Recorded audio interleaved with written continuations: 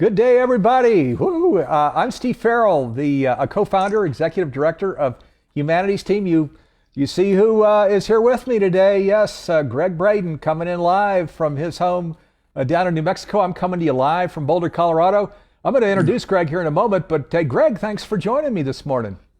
Hey, Steve, I'm very much alive today on this beautiful pre-Thanksgiving day here in the U.S. And I am coming to you from our studio just outside of Santa Fe, New Mexico. This is an unscripted program. It's you and I together, and I'm going to follow your lead, Steve. I'm looking forward to what we do today. Oh boy, yeah, this is so neat. Thank you, Gregg, for being here.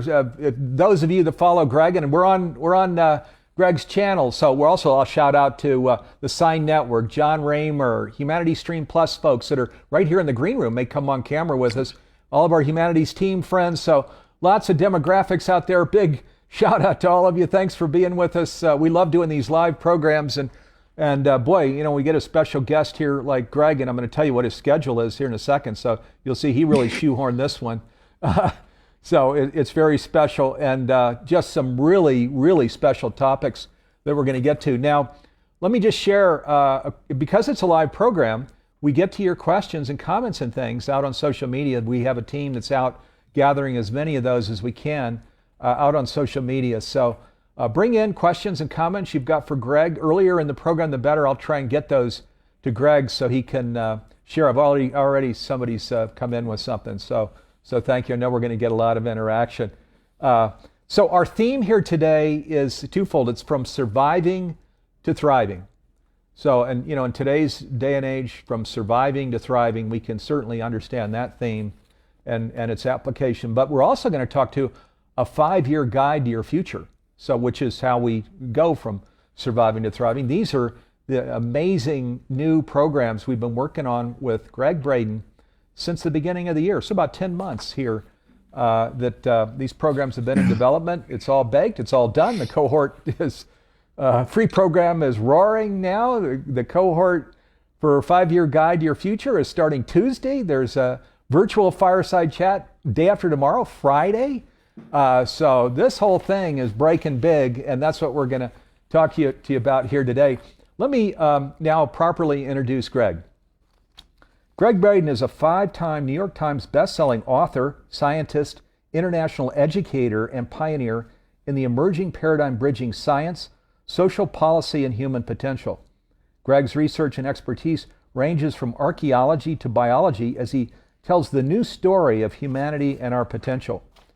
As an internationally respected thought leader, Gregg has presented his discoveries in over 34 countries on 6 continents and has been invited to speak to the United Nations, Fortune 500 companies, and the U.S. military. Today, Gregg and I will be discussing how you can go from surviving to thriving and the technologies that are going to shape your future. Gregg has recently collaborated with Humanities Team to create an amazing free online video program. It's a 60-minute program called From Surviving to Thriving. It's available now. We'll tell you how you can register for that, as well as this amazing 8-week masterclass. It's called A 5-Year Guide to Your Future. This is the one launching next Tuesday with the virtual fireside chat in 48 hours on Friday morning. So we're going to talk about all of that and more. And Gregg, again, so good to be with you. The shoehorn, by the way, is Gregg got back not that long ago from Paris, a big tour over there. And then Sunday, he's off for this Holy Land tour. Probably some of you are going to go over and join him on the Holy Land with Bruce Lipton over there. So he's shoehorned all of this in here, and we're grateful to have you, Gregg, before you fly out of town again on Sunday. Well, thank you, Steve, so much. First, I want to say thank you and welcome to our community, everyone that's tuning in live right now, sharing part of your day with us. Steve, I want to thank Humanities Team, and it is a team behind the scenes that makes this kind of program and these kinds of courses possible.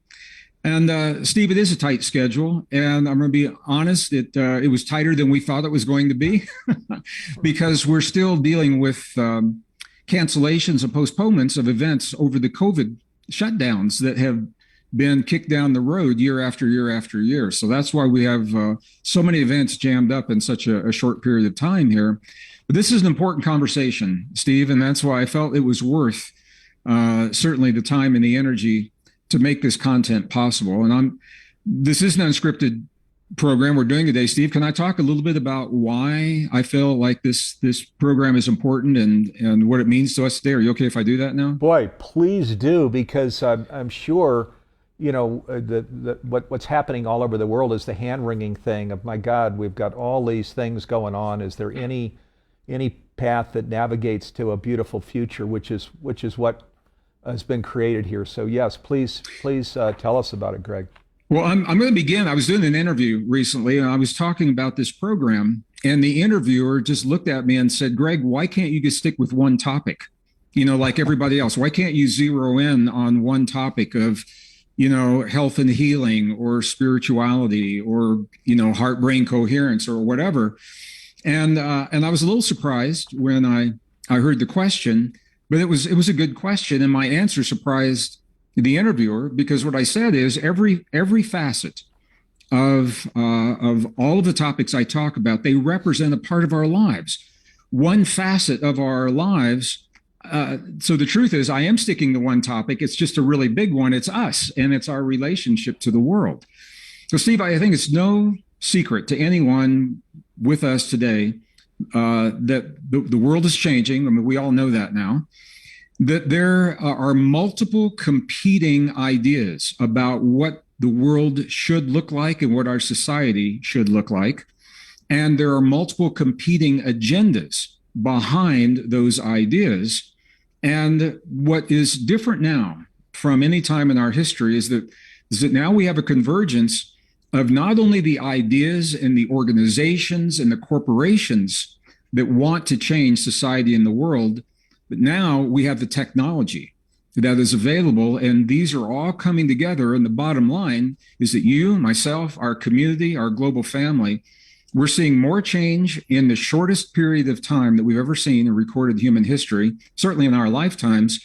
And the world is changing now and is about to change in even grander ways than we have been prepared to accept.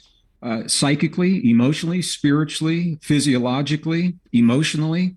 So this program was designed to cover the many facets of our lives and our world that are changing, and to do so from the perspective of science, the new discoveries that give us options that we're simply not being told about in the mainstream. I'm describing discoveries that empower us with options that you're not going to hear on mainstream television, mainstream documentaries. You're not going to hear it in mainstream public schools, classrooms, or textbooks on the one hand. And then on the other hand, Steve, it makes all the difference in the world when it comes to what our world is about to look like.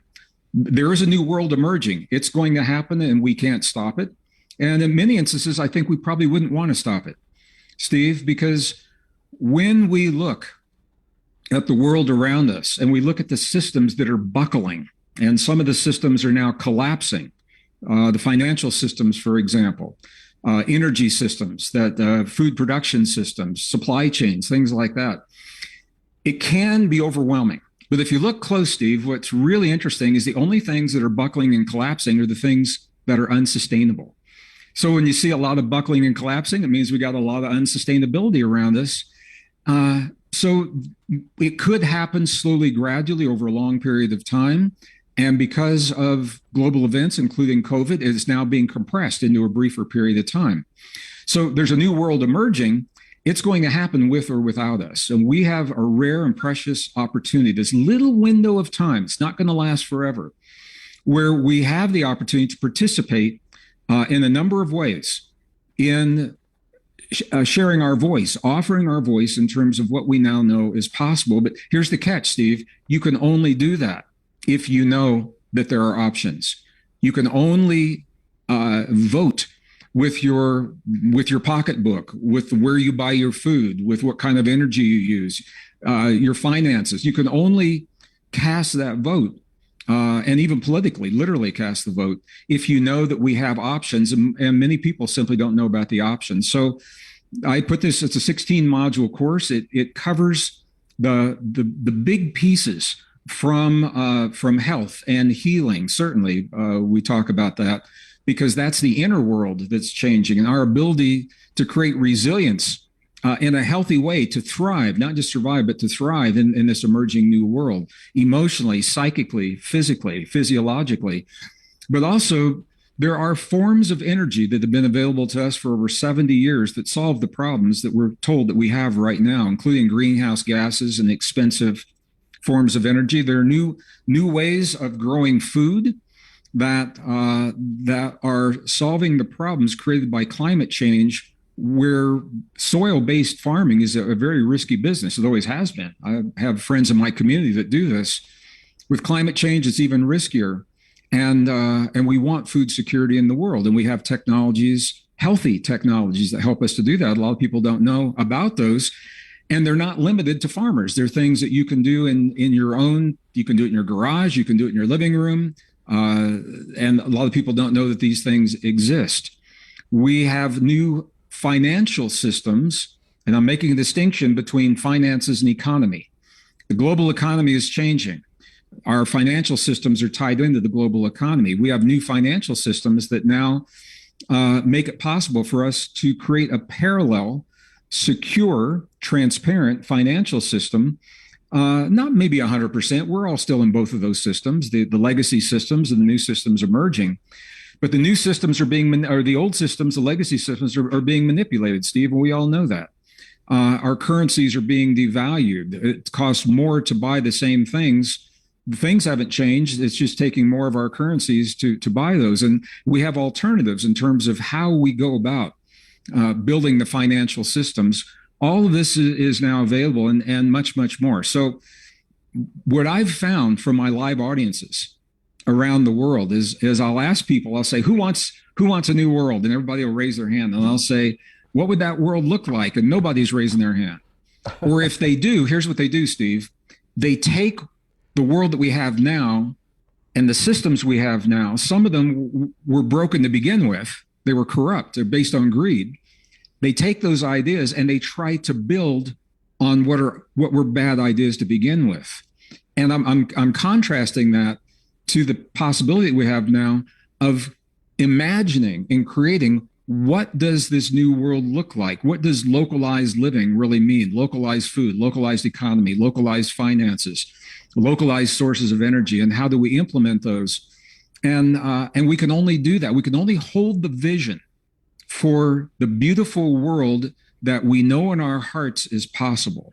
We can only hold that vision in our reality if we know what it is that's possible. And that's why we put this program together. So we can talk about specifics of the module, Steve. I'm happy to do that. But in general, I wanted to say that this is a very healing program for me to bring together the opportunity to bring so many seemingly disparate pieces of information together to weave it into a meaningful story for our lives with direct applications and resources that we can use immediately. So that's why I feel it was important. And I hope that people enjoy this work as much as I've enjoyed putting it together for them. So I'll stop there, Steve, and we can dive into the modules. Yeah, yes, if you'd like we to do will. that. We're going to go look at a couple of edit cuts from the masterclass here in just a second. So you're going to actually see Gregg in action. But let me first share some things. This truly, it's such a massive and powerful masterclass. Gregg, thank you for kind of sharing the arc of what is covered here. So, another way of kind of looking at this is, as you know, Ken Wilber's work is looking at these big turns in history as you go from one section of history to another to another. So in the Renaissance, of course, was one of those. Leonardo da Vinci, Michelangelo, others were involved in that big turn. And then Civil War was another big turn where there was this huge shift in kind of worldview and how we live our lives. And he shares, we're now right at this other big, massive turn where we're consciousness. So that's one element of what is here. Another element is Barbara Marx Hubbard liked to talk about the practical applications. She would talk about the spheres of life, where she wanted to go down into healthcare, into finance, into all of these different dimensions of life, of what does it look like when we elevate consciousness? How what are we doing? What are the practical applications? So that's what's here. This is what Gregg has designed. It's the big, massive U-turn right now where consciousness is being raised. It's the inner technology and the outer technology. You mentioned finance, mentioned agriculture. There are all of these different spheres of life where he's actually going right down into the practical application of what we can do living our lives in our home, in our communities, around the world right now as we navigate into this beautiful new future. Thus the program is called A 5-Year Guide to Your Future. And it's saying, where it's just really putting it right there, the vision, the action steps, all of it on the ground, so big, so powerful, so timely, because again, there's so many people, including in my own family, with my brothers and sisters and things, where there's just really a lot of hand-wringing of how in the heck do we journey from here? Well, here you see it. So let's go to a cut now. Steve, I just got to chime in on something you said. This is unscripted, so I don't know if there's another place for me to do this. Right before COVID, I was doing a presentation in the Washington, D.C. area.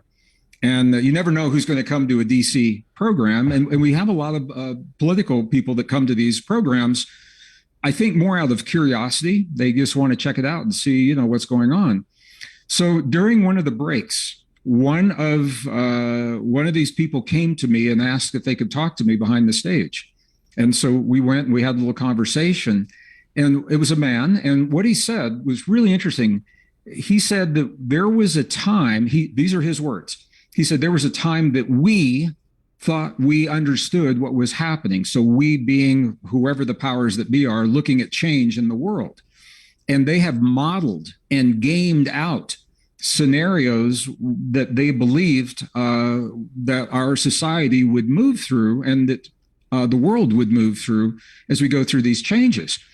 But this is what he said to me. He goes, something has gone horribly awry is the term that he used. And he said, Gregg, because our models aren't working. The ideas that we had, the gaming theory has failed to account for something. Something is not working. And we'd like your input on what you think that might be. And I said, I don't even have to give that a second thought. I said, your models, unless they have accounted for human consciousness, cannot be accurate, because consciousness and everything we're doing in these modules, Steve, knowledge is power. Our dear friend Bruce Lipton says that so eloquently. And everything that we're doing in these modules empowers us to think of ourselves in new and different and beautiful and powerful ways. And I, as a scientist, know it's possible to raise the standard of living and uplift humanity, every woman, every child, every man on the face of the earth, without depleting the resources and without taxing the environment the way that we've been told is going to happen, and justifies so many of the policies that are causing the suffering today. So it's consciousness. And that's why I wanted to jump on to what you just said. We are elevating consciousness, certainly in many ways. Meditation is certainly a big part of that. But the knowledge of how we express our spiritual energy, our imagination, our creativity in the world through the things that we need every day in life, food, energy, water, medicine, finances, communication. Those are deeply spiritual principles, and they all speak to the consciousness that now is emerging that they, whoever they are, they did not factor into their models. Now, I think it's fascinating. I think it's exciting. I think it's powerful. I can't imagine a more exciting time to be on the planet. So I just wanted to throw that in before we get into the specifics. Yeah, thank you. I mean, it's so much. This really is an awakening, is one way to frame it, where there's this uplifting of consciousness, where our consciousness is evolving into these whole new levels, where our worldview, our applications, our way of living, even in our homes, is changing. And as you mentioned, these legacy systems are breaking down, which is what always needs to happen when there's this kind of change. You have to get breakdown, doors need to close in order to get doors, create the room for doors to open in these beautiful new ways to live our lives, which is what this masterclass is about. So again, it's called A 5-Year Guide to Your Future. It's on the Humanity Stream Plus platform. It's just being brought there. On Tuesday is the very first day where this cohort goes through. All of Humanity's team Lots of people are signed up. There's still an opportunity to sign up for Humanity Stream Plus. And Gregg's other programs, he's got 3 other programs on the platform too: the Science of Self-Empowerment, Technology, Consciousness, and Evolution, Forbidden Science. This was a year ago, you might remember, with Nassim Harriman. In this one, this is a Gregg Braden masterclass. Nassim Harriman is a guest, Bruce Lipton is a guest, and John Peterson are guests. So unbelievably powerful. We're actually going to share the names of the modules with you. There are 2 live recorded mentoring sessions, which Humanities Team always provides. So we'll get to all of that here in just a moment. Let's go to a cut, though, from the masterclass, and then Gregg and I are going to come back and talk about it.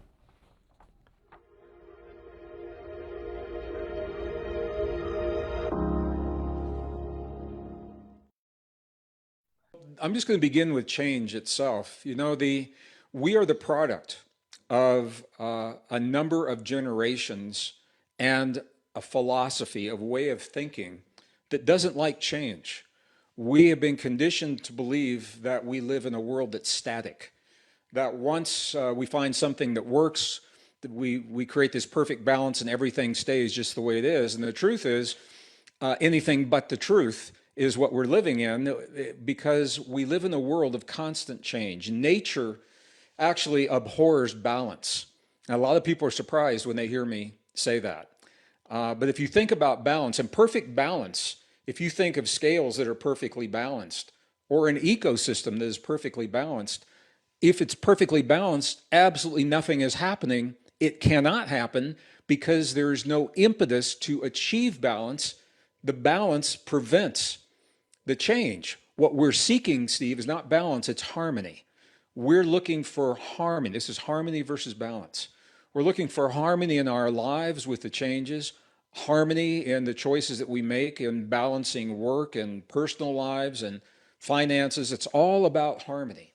So I'm just going to begin by saying the world is always in harmony, but it may not look like what we have been conditioned to expect, because we're expecting a static world and we live in a dynamic world, a dynamic system. So the change is natural, the change is healthy. The question is, how do we respond to that change? And that's really what this program is all about.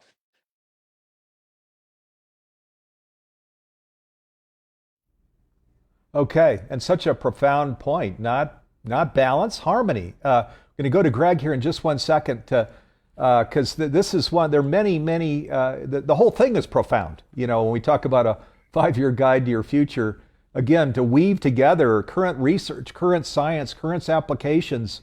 Wow, you know, this was a massive job, and we're just incredibly grateful to be partnered with Gregg in this. I want to say one thing about the Stream platform, in case you're not familiar with it. I know we have Stream members here, but most people probably aren't familiar with it.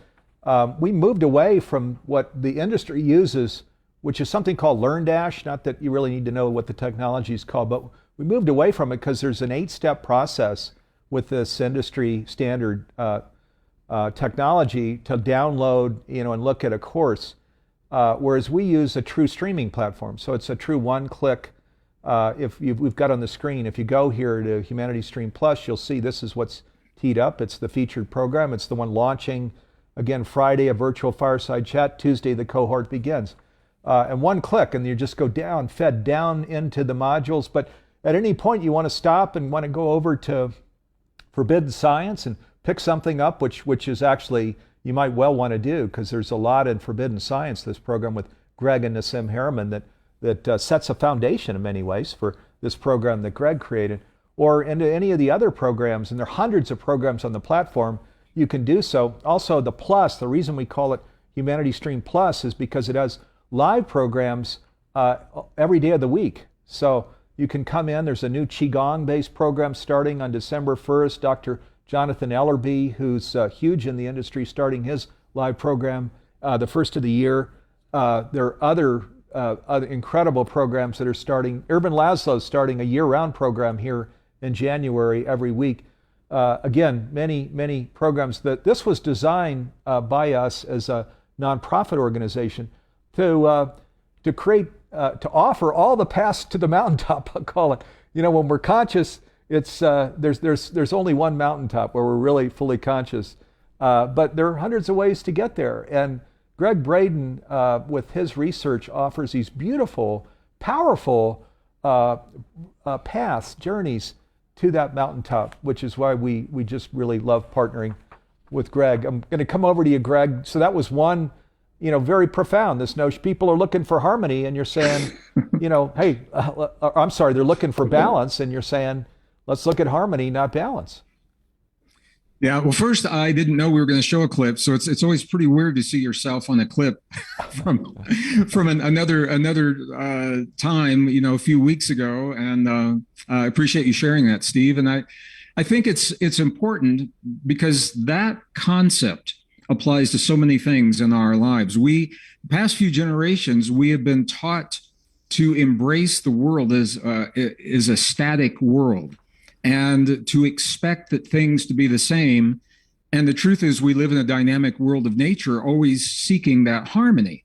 So when things begin to change, we're conditioned to believe something is bad, or something is broken, or something is wrong. Climate is a perfect example of this. As a geologist, we've been talking about climate change since I was a geologist in the 1970s.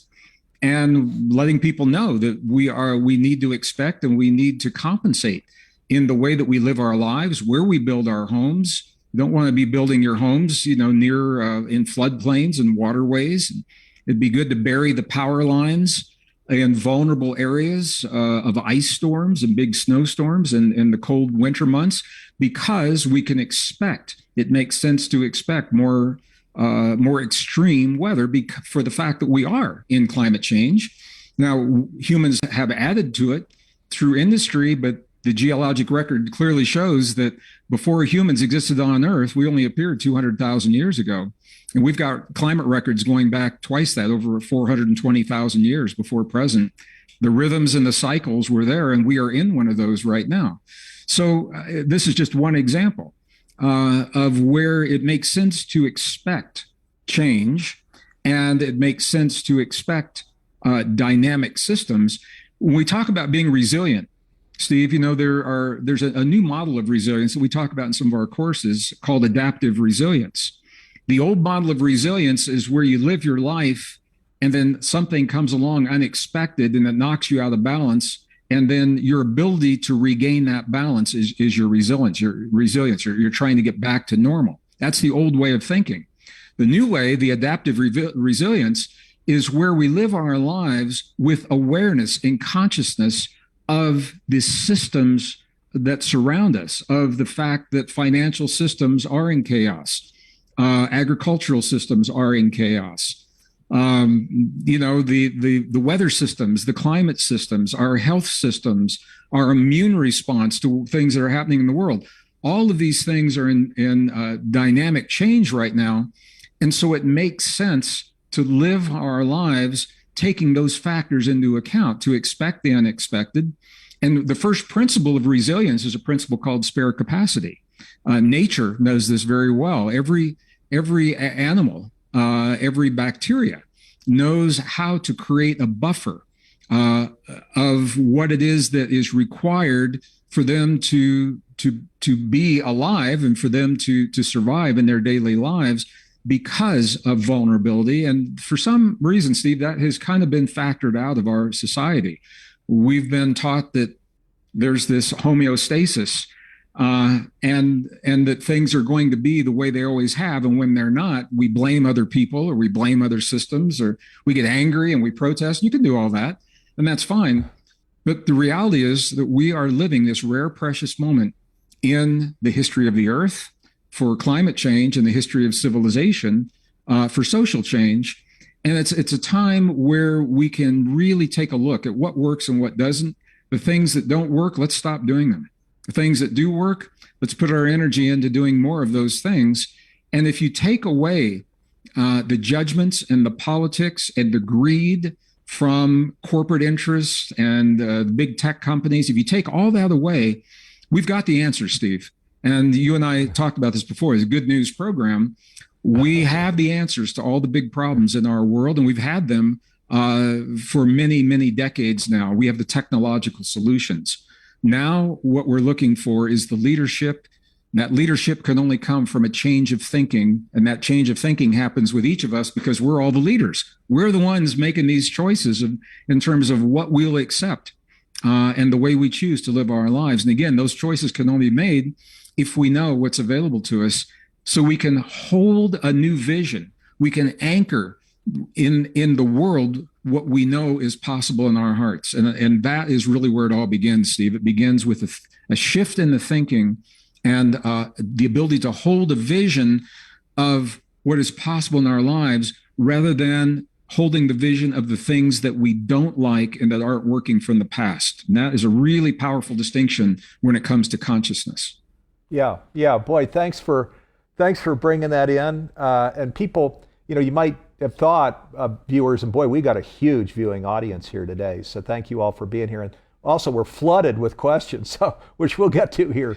So, and thank you for those. But you may have thought when you came, oh, this is going to be nice. We'll kind of watch, Gregg and Steve talk. But as Gregg's bringing in, no, this is a huge level playing field here, which is called Earth, and we're all inhabitants of the Earth. And man, this is the moment. This whole shift, this paradigm shift, this pivot to a whole new way of living, it's happening right now. That's what this is. And notice when you pick up binoculars, and you first put them to your head, it's very fuzzy, and then you kind of turn the binoculars, the lenses, and then it comes right into focus, and you can see whatever it is that you're pointed at.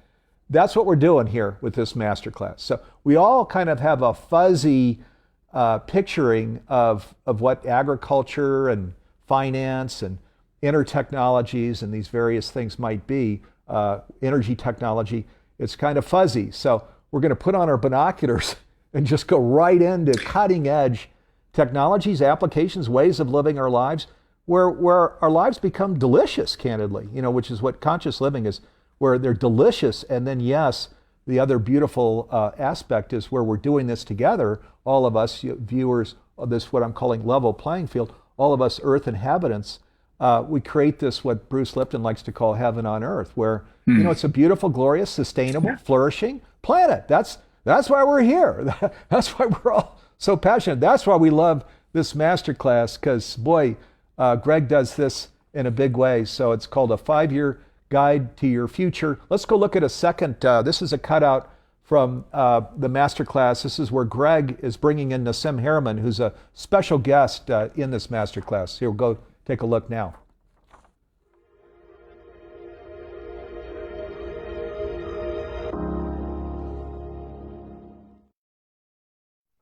It actually is a misnomer in the question, meaning that there is no such thing that we've been able to observe as empty space. And so nothing like that has ever been found, and we've looked, like if, for instance, if you think of the largest vacuum we know of, for instance, the space between galaxies, well, even in that space, you find there's particles every few centimeters, right? So it's actually quite full. But if you were to look at the quantum space, right, like the space in the atom, for instance, where the atom is made out of 99.9999% space. So like all of your reality, all of the things you call things are actually made out of space.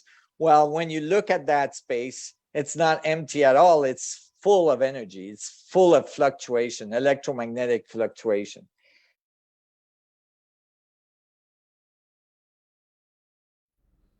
Okay, just a teeny little taste of what that module on these future energy technologies are. And then we mentioned also Bruce Lipton is in also this masterclass as a special guest of Gregg's, and then John Peterson in as a special guest of Gregg's. So, Gregg, I'm going to read the names of these modules because you really are going to get a sense for, when I talk about bringing the binoculars and getting clarity. You're going to feel that when I read these names here. Did you want to say something Steve, first? I want to do that, but can I just give a little bit of context to what we just saw with Nassim? So we have a number of modules talking about where the energy that powers our lives and our Earth come from, the energies and technologies available now, new technologies that are available and are using, and ultimate technologies. And Nassim is a physicist, many of you know, and we were having a conversation, and I was asking him about how close are we to actually bringing the energy from what we call the quantum vacuum into commercial applications in our lives, in our home, and how that can come from what people call empty space. And what you heard was him clarifying that there is no empty space. And it's precisely because of that reason that this energy is available, that we're tapping. We now have, and we have had the technology to tap what is and what used to be called empty space.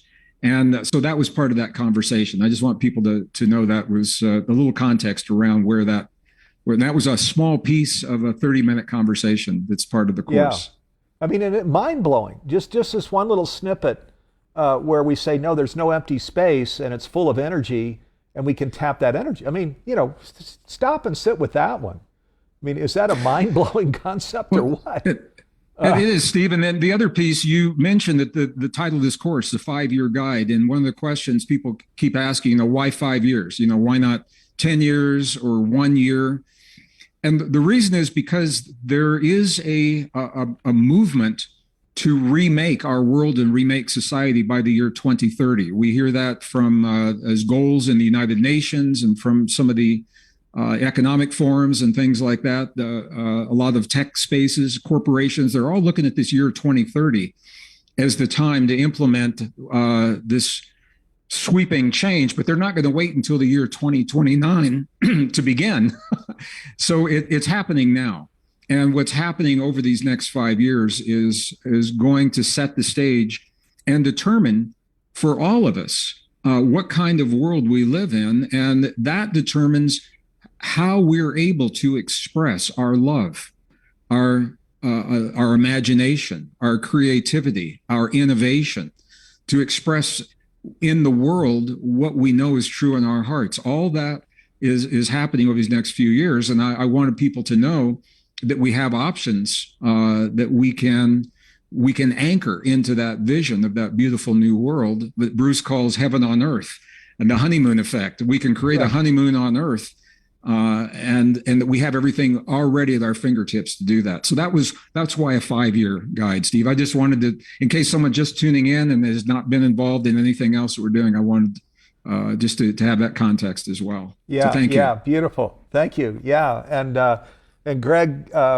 shares there's a lead-up program to this 16-module masterclass, which I'm about to tell you about. It's called From Surviving to Thriving.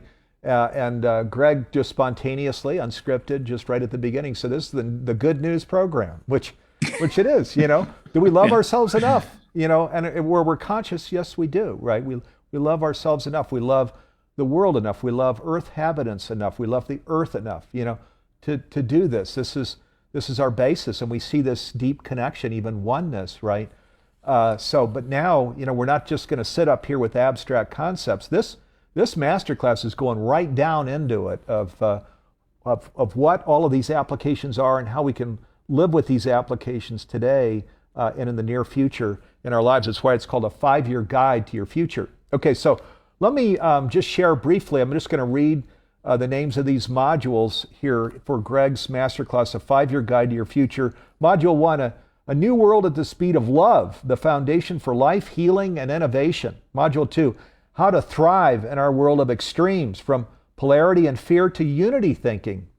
Module 3, the untold story of green energy, why solar panels and windmills cannot be the answer to the world's energy needs.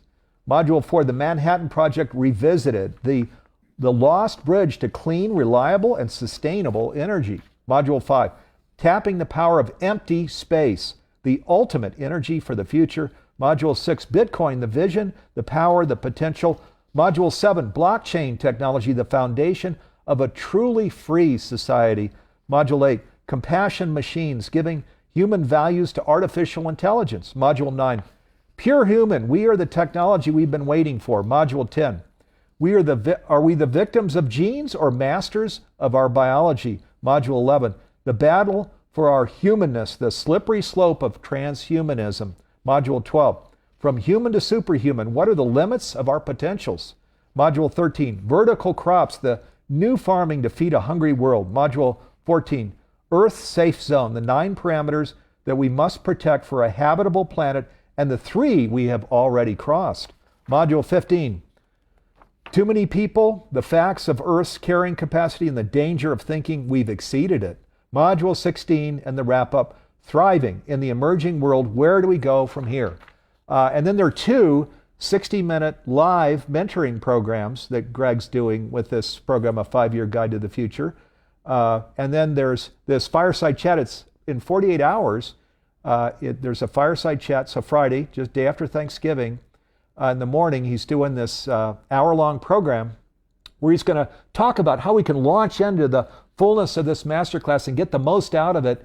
And for people that register today and tomorrow, you can be present in that program, that live program with him on Friday, 48 hours from now. So our virtual fireside chat, we like doing these to launch a new cohort. All of Humanity's team, a lot of people have already signed up and are going through. I think we've got a link right here that you can click and go see, preview this masterclass on the Humanity Stream Plus platform. We, just to share this, we do viewing parties. We do a lot of things different. We're a nonprofit 501c3 organization, so we do 2 viewing parties every week. So people will go through it with viewing parties, and hundreds of people will show up for the viewing parties just because they like watching the program together, a couple of the modules together on an evening. And then everybody comes in and comments and offers questions and inspirations and things. So you can go through alone during the 8-week program, which launches next Tuesday. You can go through as part of the watch parties. There are all these other live programs. It's a 12-month subscription for the price of one masterclass. So you're paying for the price of one masterclass either all at once or there's a 12-month opportunity as well if you'd rather pay monthly. And then you get this brand new masterclass, these other masterclasses of Gregg's and other new ones. Suzanne Giesman has a new one. Neil Donald Walsh and Michael Beckwith have a new one. The Dyer family and Karen Noe have a new one. So you'll see all of these on the Stream Plus platform. And then there are all the live programs every day. So it's a 12-month subscription.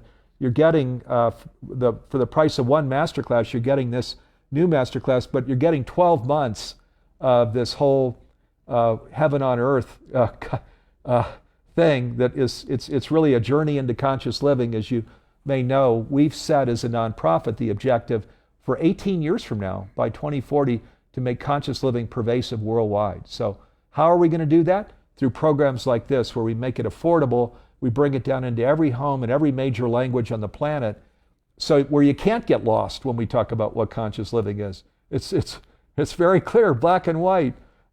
These immersive programs, homework, experiential programs. So that's a little bit there. There are tons of questions here. We're going to now get to them. But Gregg, do you want to share anything before we jump into all these questions?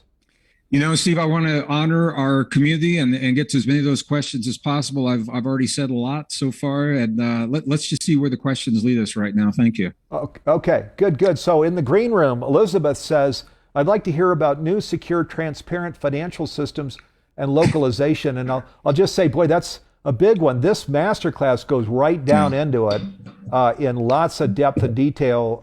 But Gregg, is there any little thing we could share here about this? Well, so let me just say this. I have, in general, I've mentioned that the technologies are now available to free humankind from the shackles and the burdens of the greed and the fear that has been so pervasive in our past that we've come to accept it in our lives.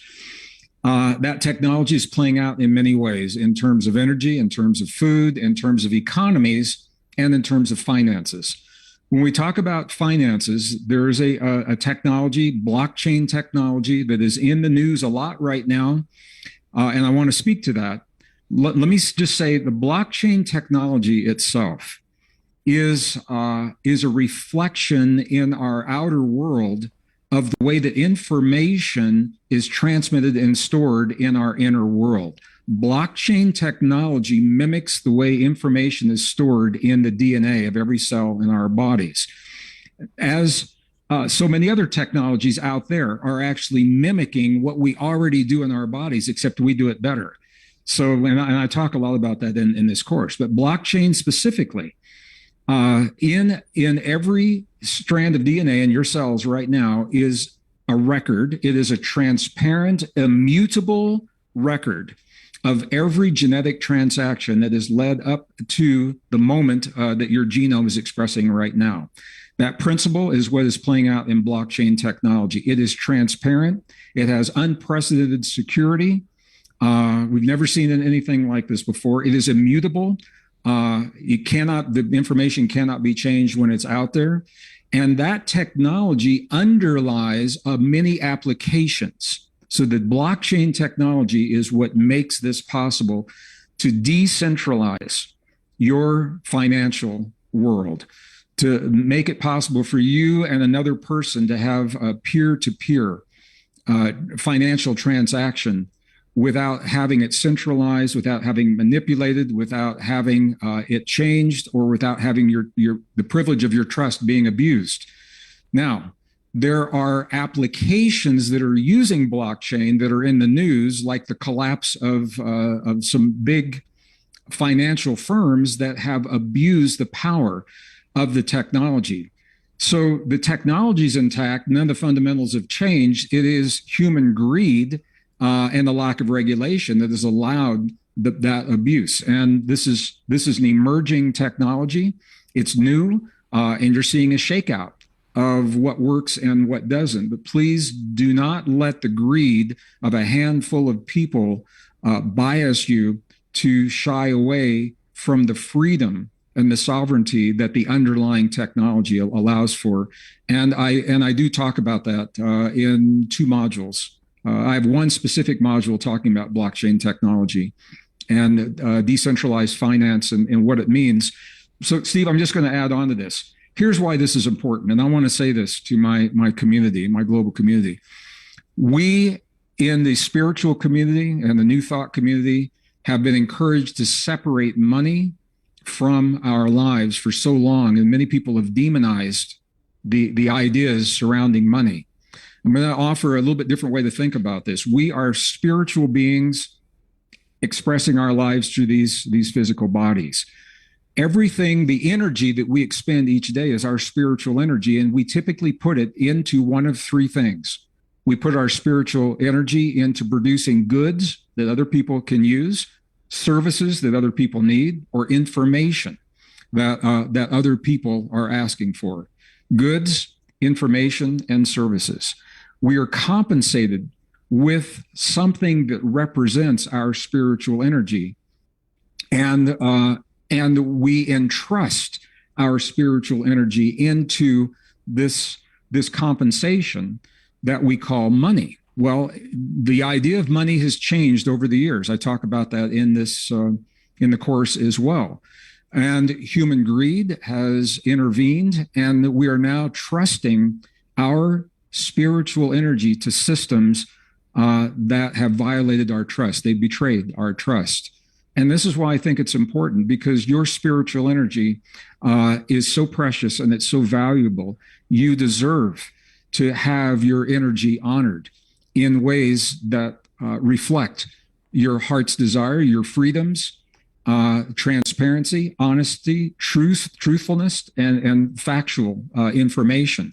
That technology now is available to us, and it's going to happen in this generation. And it's already happening right now. It holds such a threat to legacy systems that there are narratives being created so that people will shy away and be afraid of these new technologies. So I'm going to invite you, it's not to choose one way or another, or right, wrong, good, or bad. I'm just going to invite you to do your due diligence and really look at the fundamentals of what we have available to us today. Look at the fundamentals of the existing system. Look at the fundamentals of what we now know is available to us through these new technologies. And then you can make reasonable and responsible, mature and informed choices. And that's really what this is all about, to know that we have those choices and to make them this is really important, to make the choices from the love of what we know is possible rather than from the fear of what happens if we don't make those choices. That is a powerful, powerful shift in thinking. Making the choices from the love in our hearts of the joy and the freedom that we know is possible, rather from the fear of competition and loss and scarcity that we've been conditioned to accept. So I'll stop there, Steve. But that is a kind of a umbrella answer to a very specific question, but it also applies to some other things that people are asking about. Yeah, boy, what a beautiful way to frame it, Greg. That was beautiful. Because we of course, you're watching, we know we're spiritual beings, right? That we're all of this interconnection, interdependence. There's actually one, we're an emanation of one energy that's a living and breathing energy in the universe. The program that preceded this that Greg and Nassim put together called Forbidden Science, they just come flat out and say we're sovereign to one body. We're this spiritual energy. We're sovereign to this one body, and we can call in humanity's team, we call it the divine. Though, universe, cosmos, life, love, creator, it works fine. We choose our term, but it's a loving energy. Its basis is love. And also the science says that it is non-dual. Even you look out at this James Webb telescope at the beautiful galaxies out there, it's harmony, not balance, but harmony. It's beautiful. So science and spirituality are converging, and boy, Gregg's research just picks up on all of it and brings it right into focus in terms of what this means in our daily lives. So, okay, we're going to go to another question here. So this is another one in the green room. It says, can Gregg expand on his thoughts about population growth? Is it concerning, or is there a greater purpose? So this is from Bejet, Gregg. Wow, this is a really good conversation, a really good question. I addressed this in one of the modules. What I will say to you right now is that the fear that has been generated over population growth on our planet has been used to manipulate ideas, to manipulate societies, and to cause tremendous suffering in people's lives in ways that, in my opinion, are not necessary and are not justified. When we look at population right now, well, while we're building this course right now, November 15th, 2022, statistics say the 8 billionth baby was born onto the planet. We know that's not exact. There's no way to tell exactly, but approximately 8 billion people. When what the science is telling us, and the UN supports some of these, we have enough food. We do not have a problem with food production. We have more than enough food. We produce 1.5 times the amount of food we need to feed every mouth of every child, woman, and man on the face of the earth.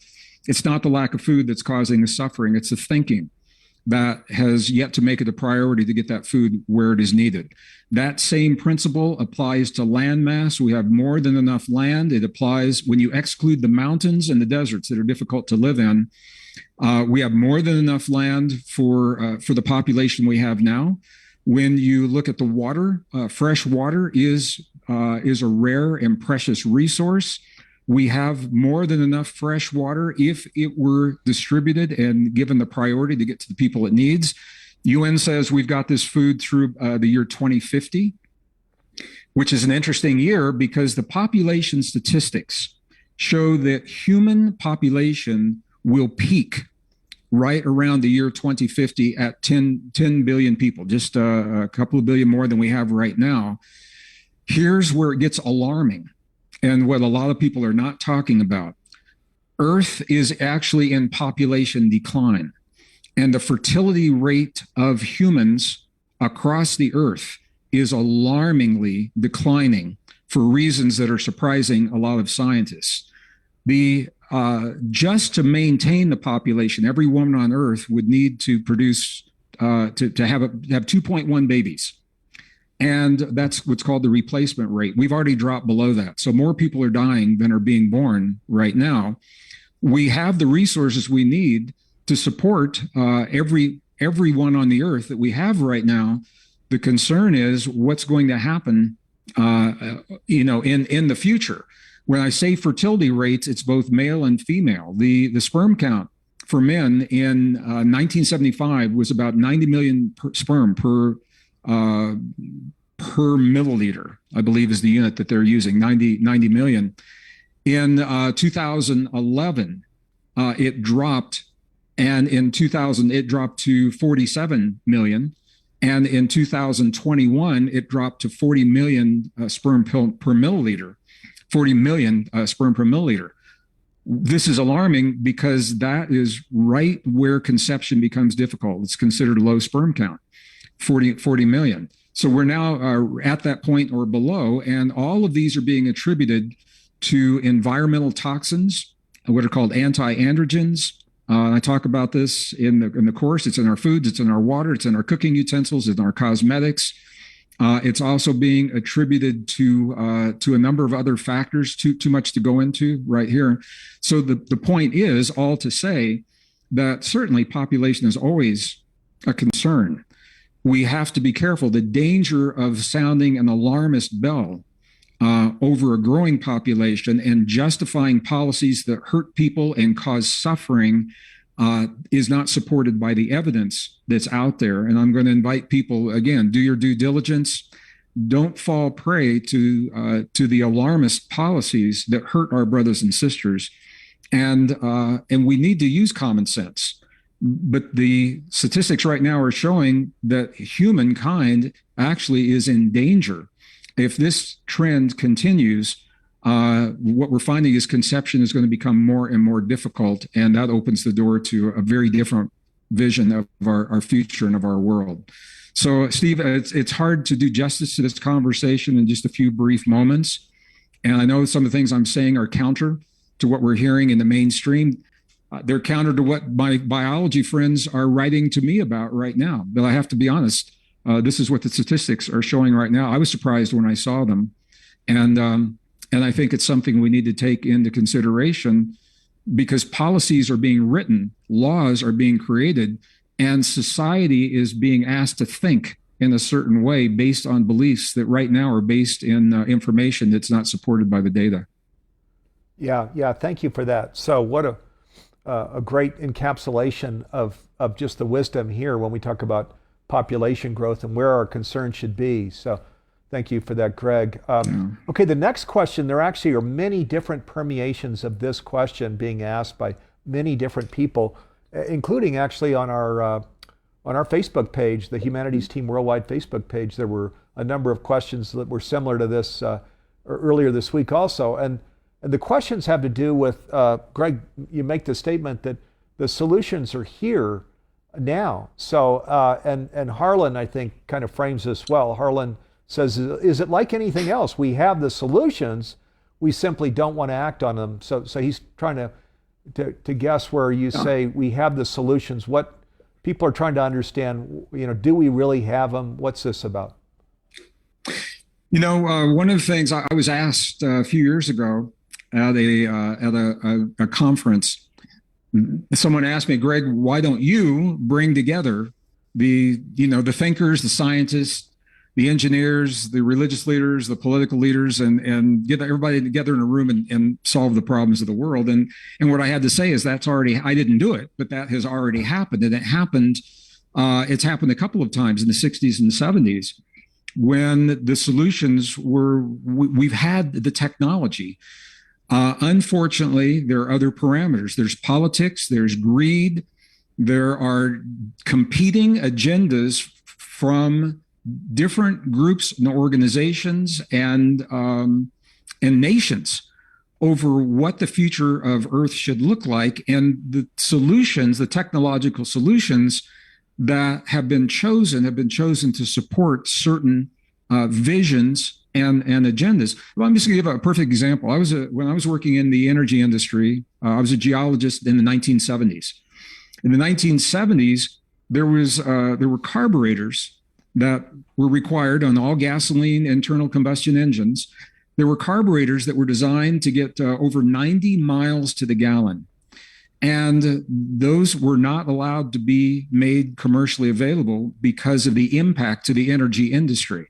If your car back in the night, if you've got a muscle car, a Mustang GT or a Pontiac GTO or Dodge Challenger. I'm reliving my muscle car years here. But if you've got those, and they're getting 10 miles a gallon, and that creates a demand for fuel. And all of a sudden, we've got carburetors now that are getting 90 miles a gallon. What does that do to demand of fuel?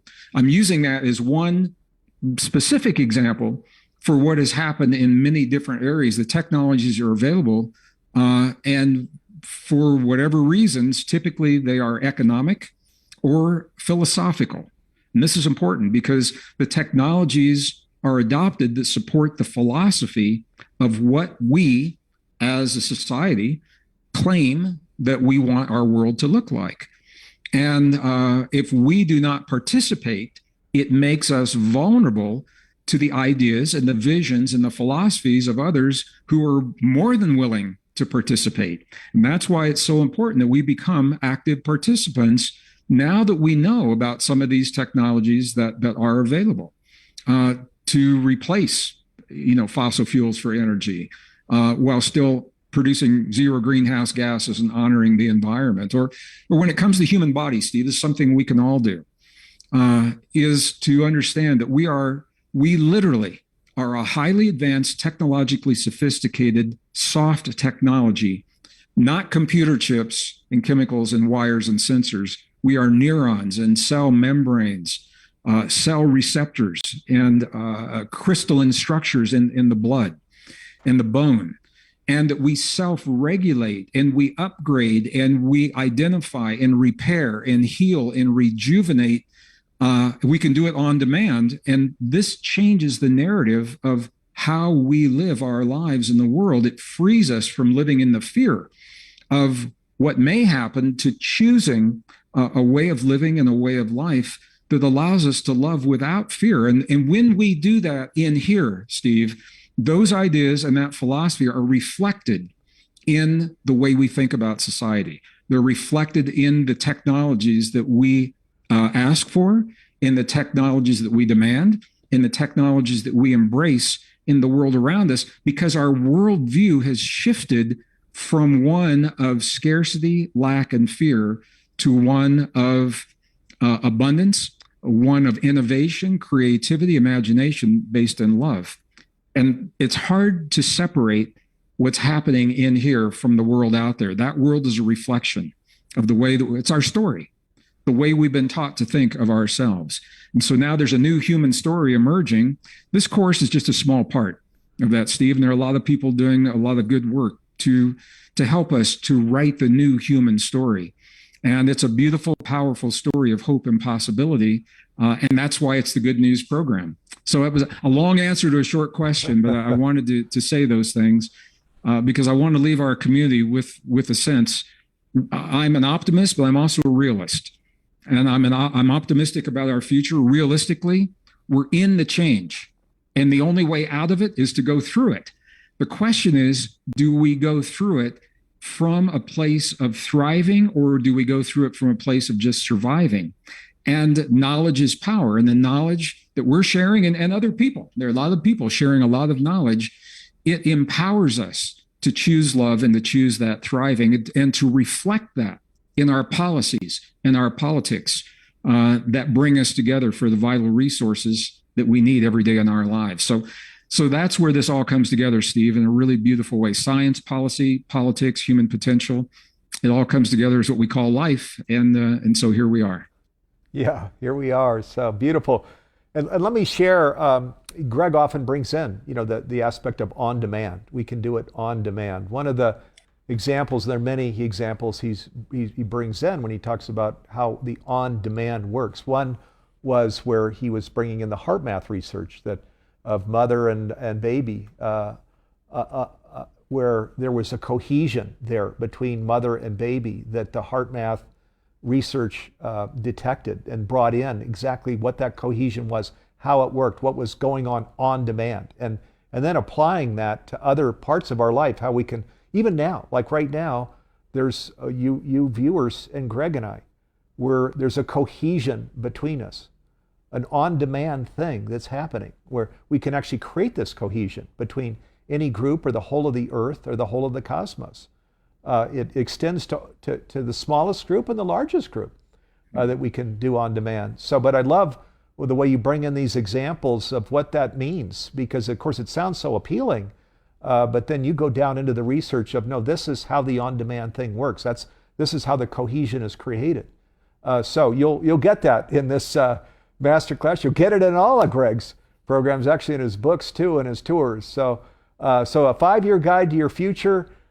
We've just kind of gotten to a little taste of it here during this program.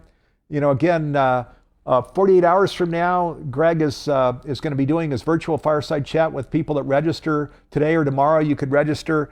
You really want to do it by tomorrow night, and then you'll be given the link to this program that starts, I think it's at 10 a.m. Pacific on Friday. This is the virtual fireside chat. And then on Tuesday next week, the very first cohort, all of Humanity's team, all of these people that have already signed up, those of you that desire to do so, will launch the program Tuesday next week, and then it's an 8-week program, though you could go through in a couple of weeks if you wanted, and come back through as many times as you like. And we encourage you to, all of Gregg's programs, check out Forbidden Science in particular, this most recent one with Nassim Harriman and Gregg Braden. We'd encourage you to check that out, because there's a basis there of science that really nicely supports all of what Gregg has put together here. So with that, there's so much more we could share, but we've, again, given you a little taste.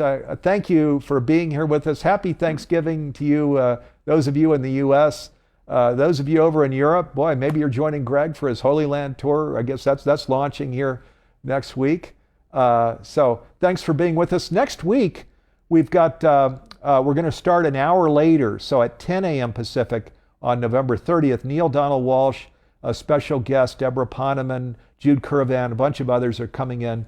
We're going to talk about this initiative that Humanity's team, Neil Donald Walsh, the Conversations with God Foundation, and many of our partners support. It's called Changing Humanity's Future through Conscious Community and Transformational Education. It's an 18-year project to make conscious living, which is what we could be calling this, where we talk about all of this aspect of, that we are spiritual beings, and navigating this journey to another way of living in our homes, in our communities, and in the world.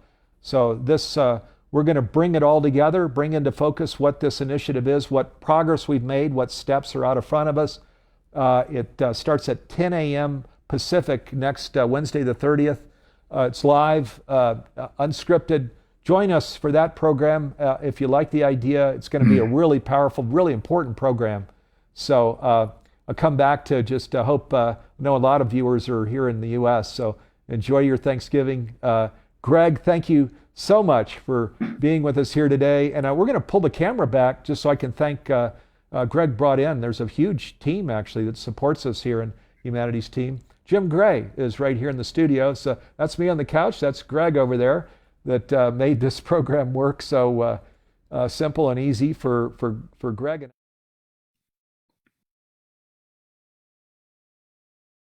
So Timothy, Noah, all the folks that are back there supporting this program, thank you very much. So, hey, with that, we better sign off and just offer you all love, peace, and blessings. We do love ourselves enough, and let's go do it. Let's go live this glorious lives in these next 5 years and beyond. Hooray. Let's go. Well, thank everyone. Thank you so much. Happy Thanksgiving. Love you all. Thank you. Happy Thanksgiving. Love you all. Yeah, thank you.